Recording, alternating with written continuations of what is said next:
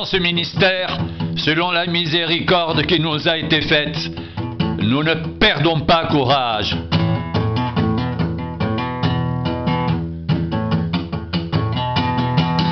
Nous rejetons les choses honteuses qui se font en secret. Nous n'avons point une conduite astucieuse et nous n'altérons point la parole de Dieu. Mais en publiant la vérité, nous nous recommandons à toute conscience d'homme devant Dieu.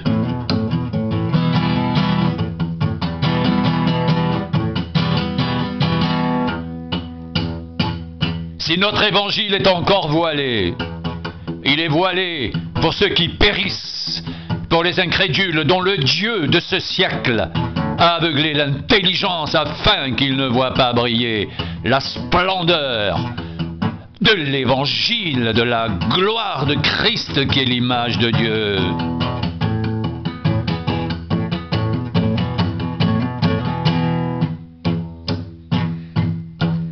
Nous ne nous prêchons pas nous-mêmes.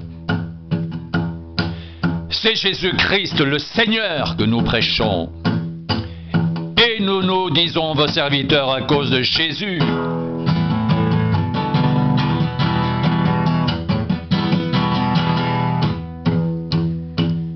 Car Dieu qui a dit la lumière brillera du sein des ténèbres a fait briller la lumière dans nos cœurs pour faire resplendir la connaissance de la gloire de Dieu sur la face de Christ.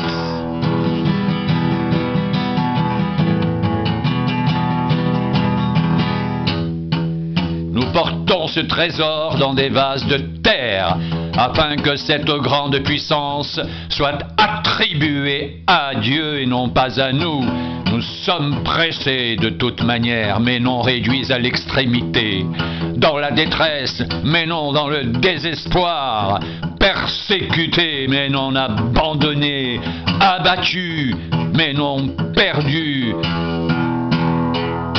portant toujours avec nous, dans notre corps, la mort de Jésus, afin que la vie de Jésus soit aussi manifestée dans notre corps. Car nous qui vivons, nous sommes sans cesse livrés à la mort à cause de Jésus, afin que la vie de Jésus soit aussi manifestée dans notre chair mortelle.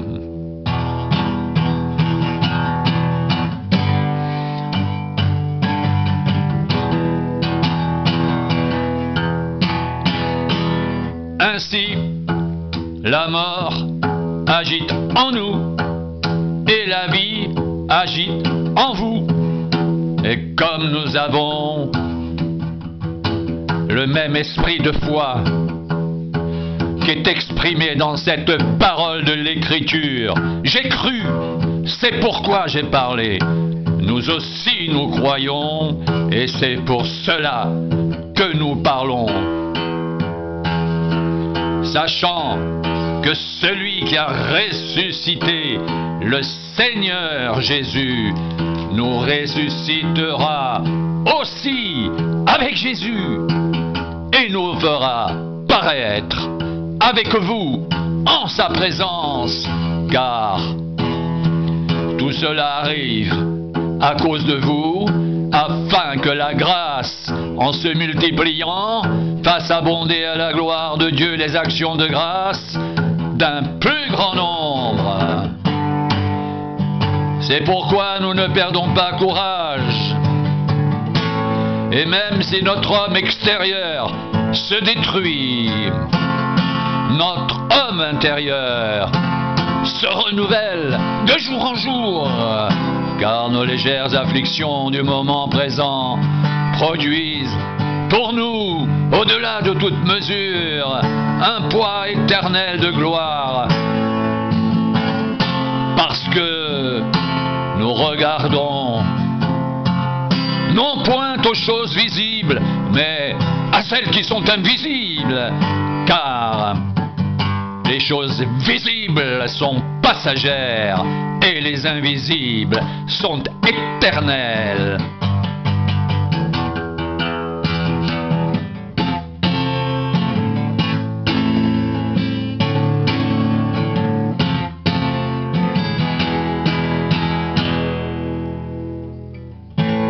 Nous savons en effet que si cette tente où nous habitons sur la terre est détruite, nous avons dans le ciel un édifice qui est l'ouvrage de Dieu, une demeure éternelle qui n'a pas été faite de main d'homme. Aussi gémissons-nous dans cette tente désirant revêtir notre domicile céleste, si du moins nous sommes trouvés vêtus et non pas nus. Car tandis que nous sommes dans cette tente, nous gémissons accablés parce que nous voulons non pas nous dépouiller, mais nous revêtir afin que ce qui est mortel soit englouti par la vie. Et celui qui nous a formés pour cela, c'est Dieu qui nous a donné les arts de l'esprit. Nous sommes donc toujours pleins de confiance et nous savons qu'en demeurant dans ce corps, nous demeurons loin du Seigneur.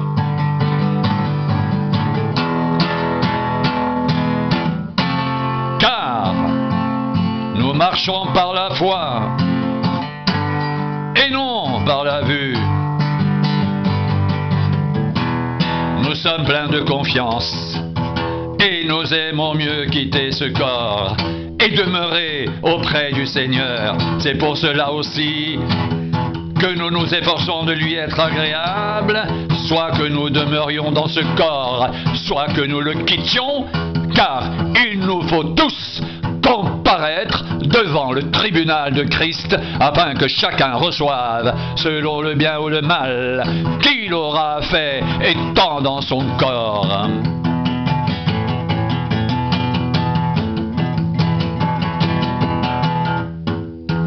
Connaissant donc la crainte du Seigneur, nous cherchons à convaincre les hommes. Dieu nous connaît, et j'espère que dans vos consciences, vous nous connaissez aussi. Nous ne nous recommandons pas de nouveau nous-mêmes auprès de vous, mais nous vous donnons l'occasion de vous glorifier à notre sujet, afin que vous puissiez répondre à ceux qui tirent gloire de ce qui est dans les apparences et non dans le cœur.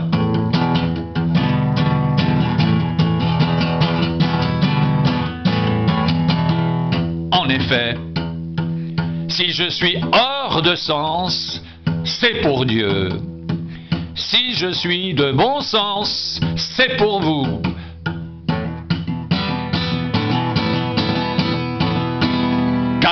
L'amour de Christ nous presse, parce que nous estimons que si un seul est mort pour tous, tous donc sont morts, et qu'il est mort pour tous, afin que ceux qui vivent ne vivent plus pour eux-mêmes, mais pour celui qui est mort et ressuscité pour eux. Ainsi, dès maintenant, nous ne connaissons personne selon la chair.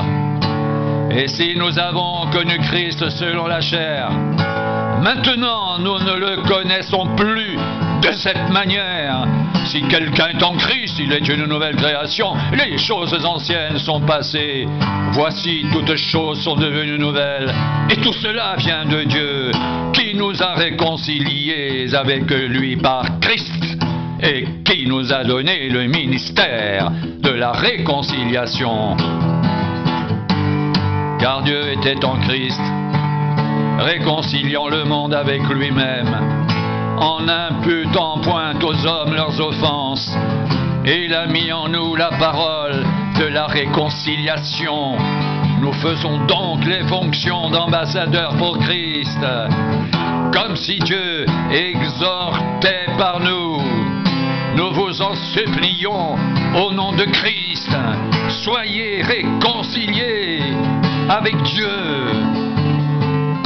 Celui qui n'a point connu le péché, il a fait devenir péché pour nous, afin que nous devenions en lui justice de Dieu.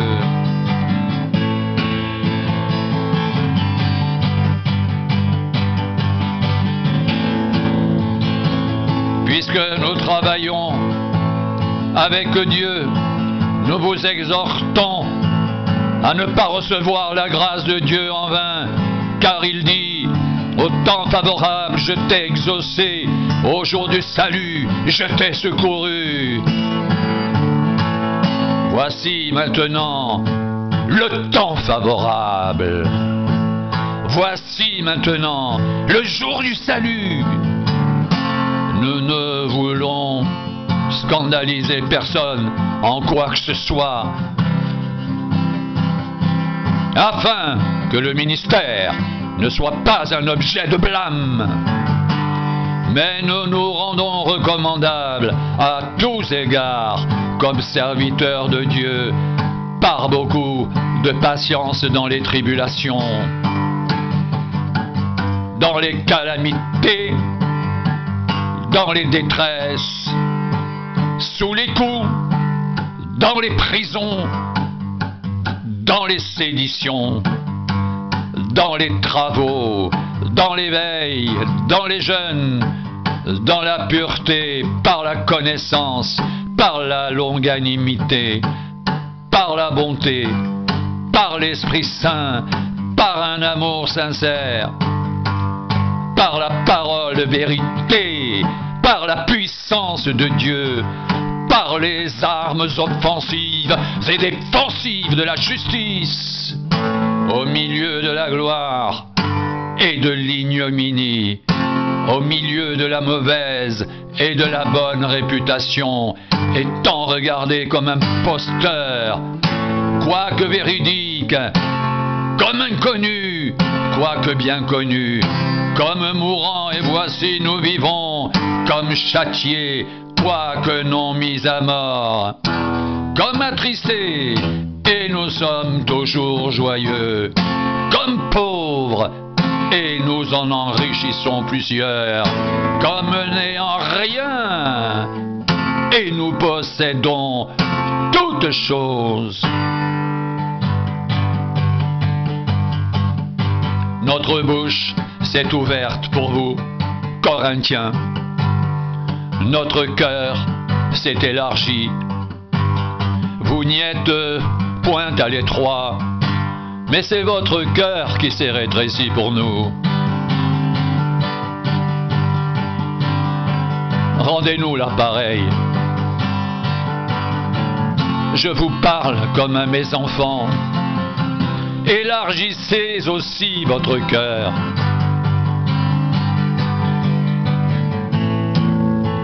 Ne vous mettez pas avec les infidèles sous un joug étranger, car quel rapport y a-t-il entre la justice et l'iniquité? Ou qu'y a-t-il de commun entre la lumière et les ténèbres? Quel accord y a-t-il entre Christ et Bélial? Ou quelle part a le fidèle avec l'infidèle? Quel rapport y a-t-il entre le temple de Dieu et les idoles? Car nous sommes le temple du Dieu vivant. Comme Dieu l'a dit, j'habiterai, je marcherai au milieu d'eux, je serai leur Dieu, ils seront mon peuple. C'est pourquoi sortez du milieu d'eux et séparez-vous, dit le Seigneur. Ne touchez pas à ce qui est impur et je vous accueillerai. Je serai pour vous un père et vous serez pour moi des fils et des filles, dit le Seigneur Tout-Puissant.